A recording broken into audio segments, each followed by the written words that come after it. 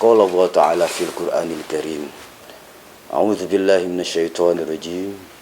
Ya ayyuhalladzina amanu in ja'akum fasikum binaba'in fatabayyanu. Allah menggaris besar tentang masalah hoaks kepada orang-orang beriman. Wahai orang-orang beriman, apabila datang kepadamu orang fasik dengan informasi yang hoaks, maka tabayyunlah atau klarifikasilah. Karena dengan demikian kita klarifikasi apakah informasi itu benar atau tidak, maka Allah Subhanahu wa Ta'ala mengajarkan kita bahwasanya kita harus benar dan jujur. Assalamualaikum warahmatullahi wabarakatuh. Hamdan lillah, salatan wa salaman ala rasulillah, amma ba'du. Pemirsa Porsaja Channel yang dimuliakan Allah, kalau kita melihat fenomena kehidupan, baik fenomena pada zaman dahulu kala, fenomena pada saat ini, kita sering baca di koran, mendengar di radio, bahkan lebih canggih lagi pada saat ini, kekinian, yaitu media sosial. Kita dengar, kita baca, bahkan melihat daripada video-video tentang perselisihan, tentang pertengkaran, tentang peperangan, bahkan pembunuhan, yang kalau ditilik ternyata sebab daripada perselisihan tersebut, sebab daripada pertengkaran tersebut, peperangan, disebabkan oleh salah satunya apa yang disebut dengan informasi yang tidak benar. Informasi yang tidak benar juga bisa menghasilkan fitnah. Informasi yang tidak benar juga menghasilkan hasud. Dan informasi yang tidak benar juga menghasilkan banyak mara bahaya, banyak peristiwa-peristiwa yang tidak mengenakan kalau kita dengar dan kalau kita lihat. Pemirsa, informasi yang tidak benar di dalam bahasa Arab disebut al-kidhbu, atau di dalam istilah bahasa Inggris hoax, yang kemudian di dalam Indonesia disebut dengan hoax. Pemirsa, apa itu hoax? Hoax, sebagaimana kita pahami dari media sosial, adalah berita palsu atau berita bohong, yang artinya informasi yang palsu, informasi yang bohong yang disampaikan seolah-olah berita itu adalah berita yang benar. Menilik sejarah, kapan hoax ini tercipta? Kapan hoax ini ada? Atau siapa yang mempelopori hoax ini? Ternyata kalau kita tilik sejarah, ternyata yang namanya hoax itu umurnya sama ketika penciptaan manusia pertama kali.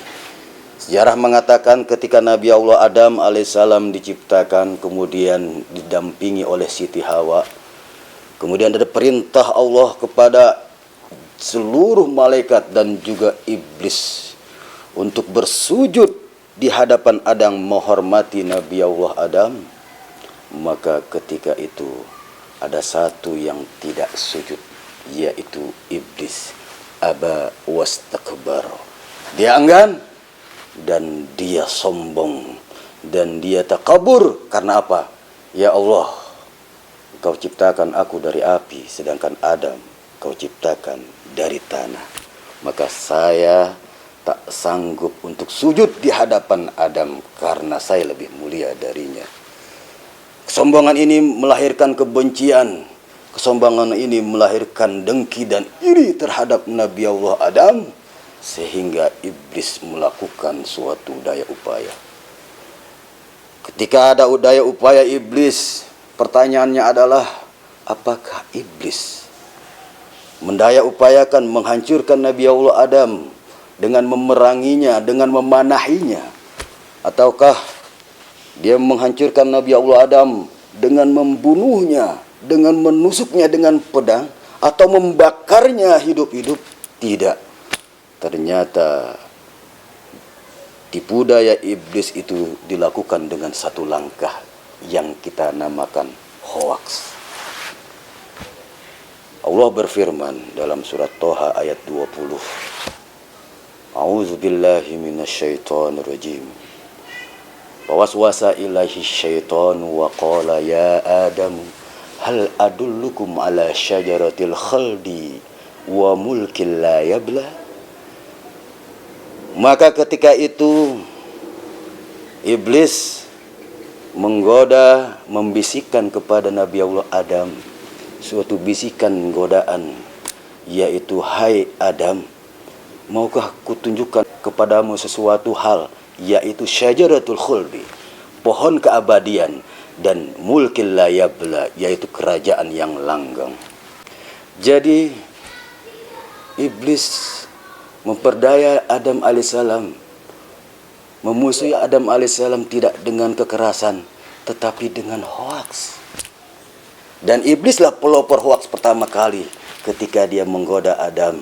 Wahai Adam, tahukah bahwasanya syajaratul khuldi, pohon keabadian itu menunjukkan bahwasanya engkau abadi apabila engkau mendekati pohon itu dan memakan buahnya. Wa mulkil la yabla, dengan mendekati pohon itu dan memakan buahnya, berarti engkau mempunyai keabadian dan kerajaan yang langgeng. Pemirsa, saja yang dimuliakan Allah Subhanahu wa taala, hoaks itu sangat berbahaya. Dengan hoaks suami dan istri berpisah. Gara-gara hoaks terjadi perceraian, pertikaian, dan pembunuhan. Gara-gara hoaks ada pemutarbalikan fakta. Contoh, ada seorang babak belur, dia ada di kepolisian. Ketika ditanya oleh polisi, kenapa kamu babak belur, kenapa kamu celaka, kenapa kamu berdarah-darah, dia menjawab, saya dibilang copet, padahal sayalah yang dicopet, sayalah korban copet itu, Bapak polisi. Itulah hoaks yang paling kejam, memutarbalikkan fakta. Pemirsa yang dimuliakan Allah Subhanahu wa taala, qala Allah taala fil Qur'anil Karim, a'udzu billahi minasyaitonir rajim, ya ayyuhalladzina amanu in ja'akum fasikum binaba'in fatabayyanu.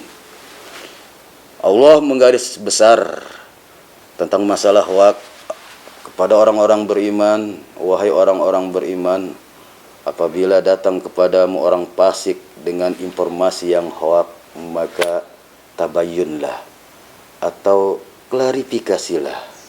Karena dengan demikian kita klarifikasi apakah informasi itu benar atau tidak, maka Allah Subhanahu wa taala mengajarkan kita bahwasanya kita harus benar dan jujur.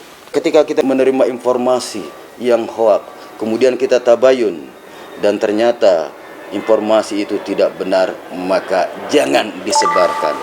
Namun apabila informasi itu benar, maka berpikirlah untuk jangan dulu disebarkan, tetapi berpikir apakah informasi ini bermanfaat untuk kita atau tidak. Apakah informasi ini akan memberikan manfaat bagi orang lain atau tidak, atau bahkan memberikan mudarat bagi orang lain dan kepada kita. Mudah-mudahan masalah hoaks kita dapat sampai kepada pemahaman bahwasanya setiap ada yang hoaks, kita jangan ambil sebagai informasi yang benar yang selanjutnya kita sebarluaskan. Setiap ada informasi, baik itu informasi yang datang dari manapun, media sosial, televisi dan lain-lainnya, sebaiknya kita tabayun atau klarifikasi dulu. Wallahu a'lam bishawab. Assalamualaikum warahmatullahi wabarakatuh.